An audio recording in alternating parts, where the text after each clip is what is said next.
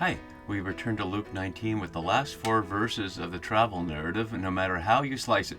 As I've noted in the last couple of videos, some scholars ended after the parable about the what I call the warning against eschatological exuberance that ends in verse 27. Some do it after the finding of the colt and the setting up for the entry into Jerusalem, and some do it after the entry. But here we reach the point where Jesus enters the temple here, as you can see on the left side of the screen in verse 45. So I wanted to include this part that gets him into Jerusalem and the temple as part of this, and it fits the entire chiasm from the beginning till he actually arrives here. And this is the first time Jesus has been in Jerusalem, according to Luke, except when he was a baby and a small child. He was there earlier, as we'll see in a moment. So, as we've been looking at through this entire unit, which comes to the conclusion today, this whole framework is built around the theme of the disciples needing to be prepared for Jesus and themselves to be rejected, which plainly they're not. As we've seen, things are hidden from their eyes, just like as we saw last time, hidden from Jerusalem. It didn't know the kairos, the special quality of time of its visitation. So in our last scene here, as Jesus enters the Sanhedrin, the Jerusalem Council, mentioned here for the first time, although not by name, and we'll talk about that briefly, is seeking a way to kill him. And so the situation is set up that they're seeking to kill him, and we know how that's going to unfold, but how people respond is a key point. So because we only have a short few verses today, I wanted to really take a moment to focus on the temple itself, because it's going to be so important in the coming scenes, and we'll have more things to do there. So let's first look at where it is, and then we'll look at some of the architecture of it and what that might mean for what we see here. So as Jesus is reported coming here down from the Mount of Olives, and you can see the elevation grid lines there as he comes down from about 26 to 2,700 feet down through the Kidron Valley, and then back up here. As you can see, it's rising back up here, so it doesn't go all the way down, just comes back up. And our text doesn't say which gate he entered into, but it seems to be either Solomon's portico or one of these gates. We'll see in Acts chapter 3 that Peter and John meet a person in need of help there at the beautiful gate, and that'll be an important scene. And here you see the outline of the temple, and we'll look more closely at it in a minute. But while we're on this map, I just wanted to note some of the geography of the entire city so we can know what's going on. Jesus will be taken outside the city, outside over here somewhere, to be crucified. And as even this map notes, here's Golgotha as Gordon's Calvary, but here's traditional location. We really don't know. The text doesn't tell us exactly that kind of detail. But we know pretty much from archaeology that Herod's palace and where Pilate was, the Praetorium, the Roman governor, was on the other side of town over here, near the Tower of Mariamne, which is Herod's wife, which is a great tower there. And the house of Caiaphas, the high priest, is near in that same area in the upper city. And the traditional city of David, which is much smaller here by the Siloam Pool, important in John 9, is down over there. So many of these places are not going to be mentioned in relation to each other, but I'll bring up this map again as we go through it so we can imagine how this is happening. And what's important as we look at the temple thing, let's look at two elements. This classic model, which is now in the Israel Museum, built in the 60s, of the entire city. And it's a scale of 1 to 50. So you could go to Israel and walk around it. I've been to Israel, but I've not walked around it. But it's understood by archaeologists and scholars to be a fairly accurate representation, as best as we can know, given the lack of detailed archaeological evidence for much of the city.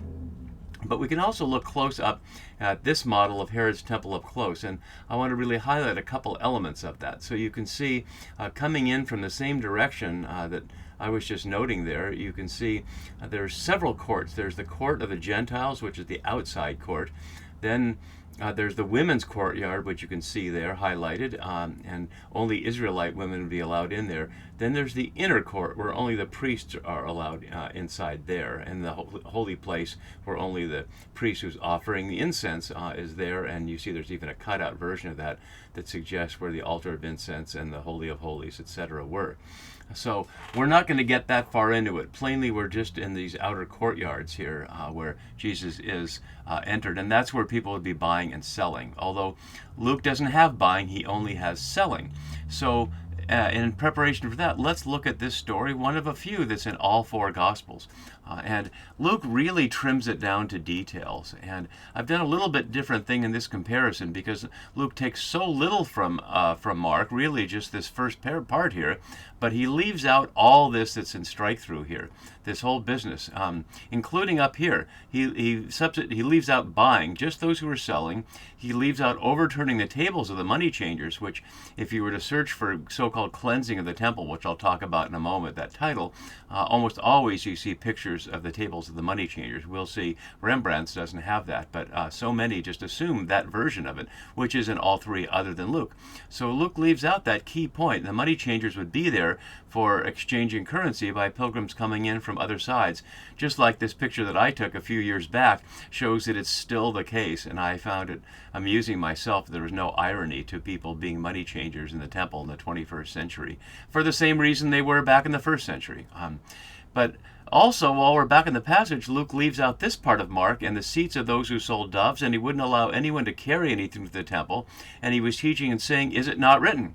So all that is left out, but otherwise it simply says, "My house shall be," he does say over here, I'm sorry, I was wrong. It is written, "My house shall be a house of prayer," but he doesn't say where that's from.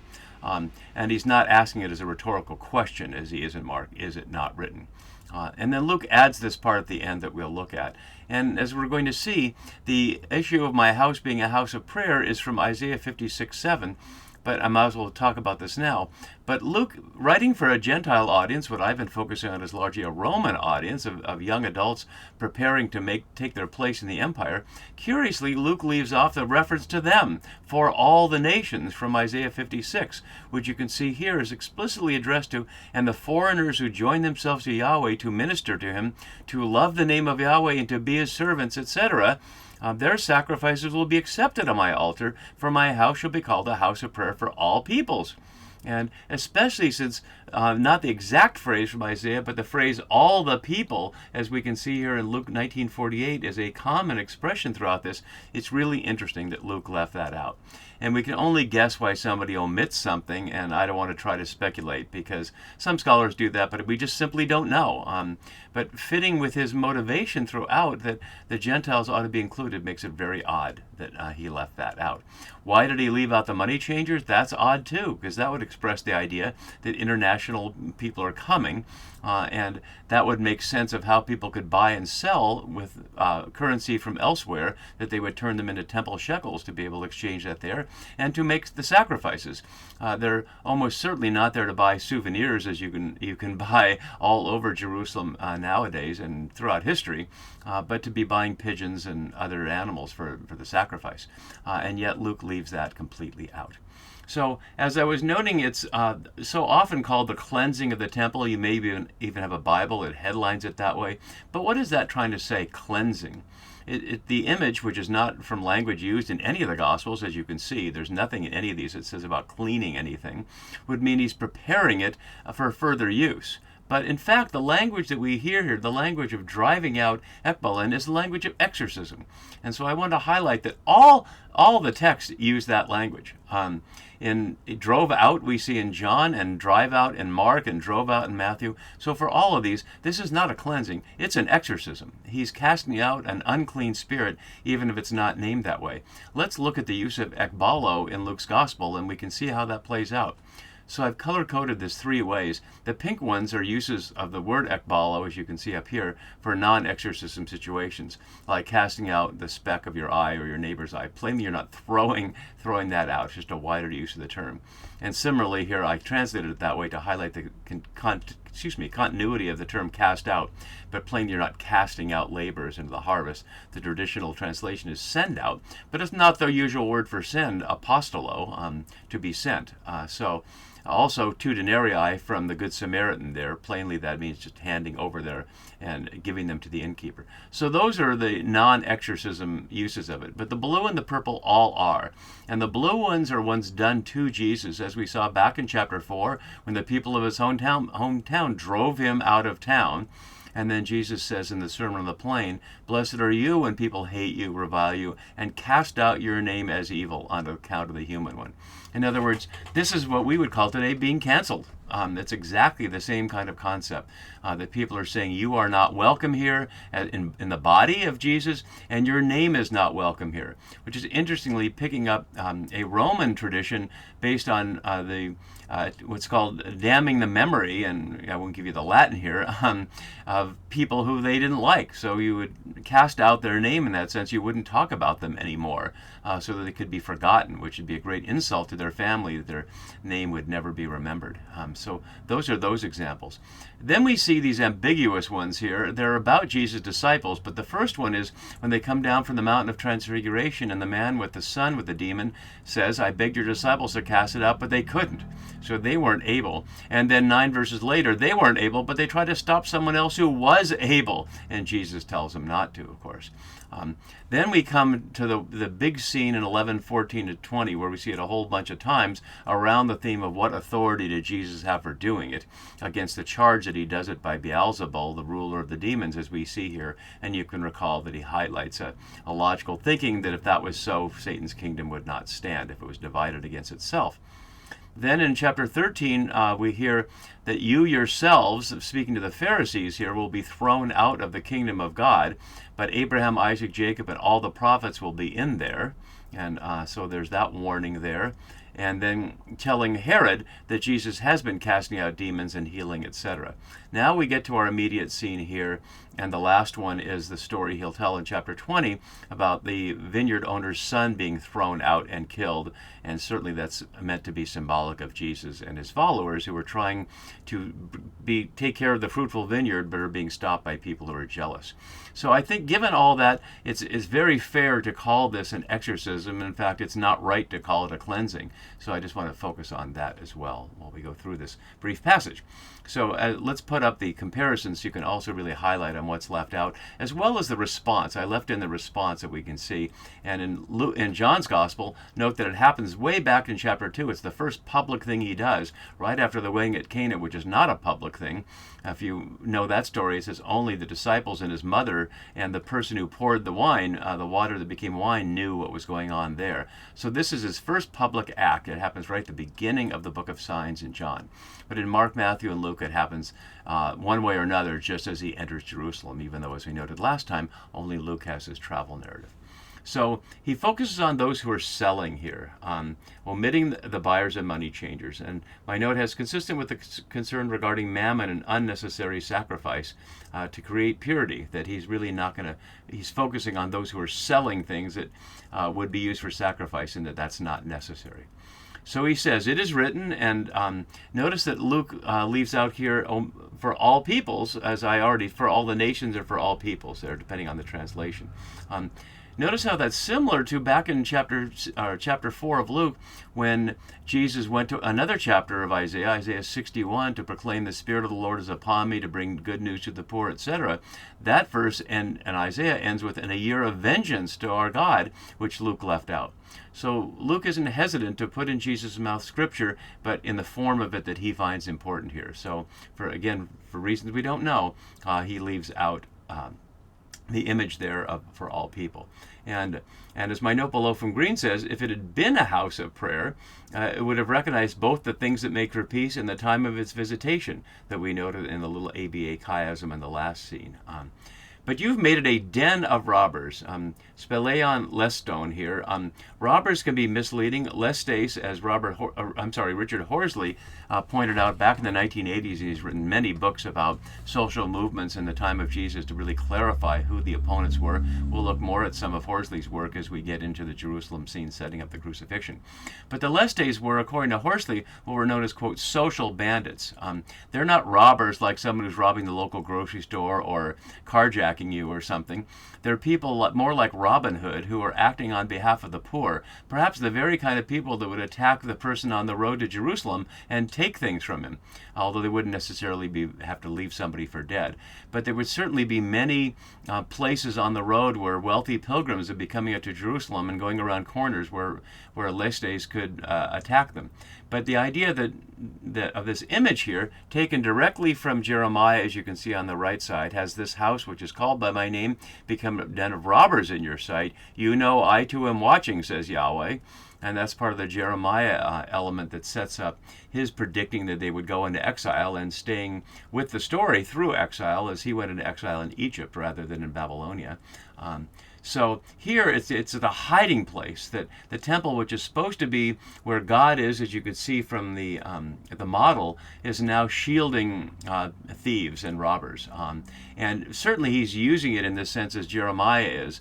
More broadly, Jeremiah, of course, writing in the original Hebrew, not using the Greek here, would have more of a sense of people who are doing just bad things with the money, taking the money that the ordinary people offer for sacrifices and getting rich off it, which is in different language what Ezekiel 34 does of condemning the shepherds for getting fat off the sheep. So a very similar image from exilic era prophets for why they went into exile. And plainly what Luke's doing here is saying the same thing is happening again 600 years later, and the people need to recognize that when the leaders make a deal that benefits themselves with an imperial overlord, it's not God's will and it's not good for the people.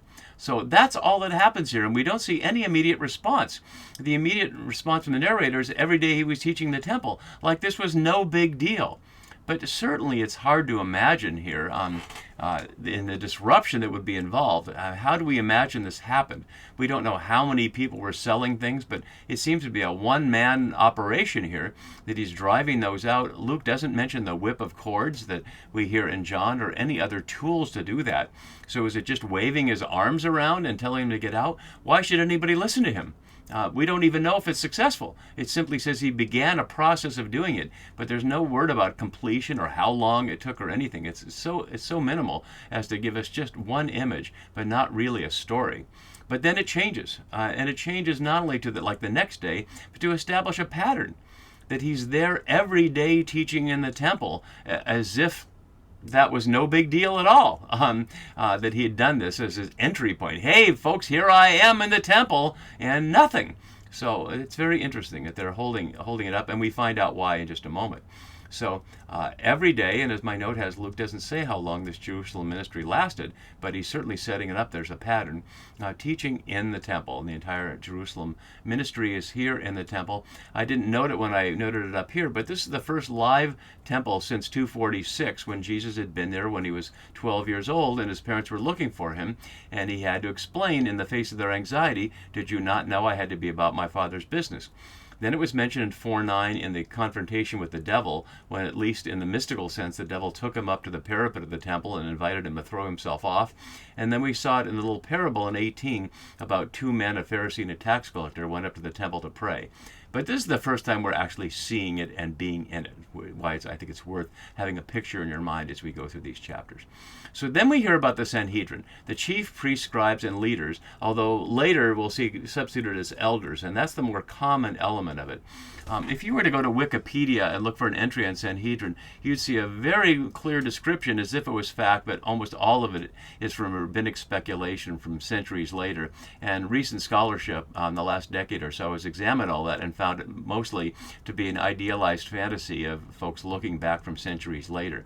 So the best we can guess is that from the Persian period onward, which is, say, in the post-exilic period, the imperial governors made some kind of arrangement, first with the high priest and then with the high priest group of advisors, some kind of council, but by various names. Sanhedrin is one, Gerousia is another, and there may be others that indicate some kind of council that over the centuries may have had different authority and different functions, and we simply don't know.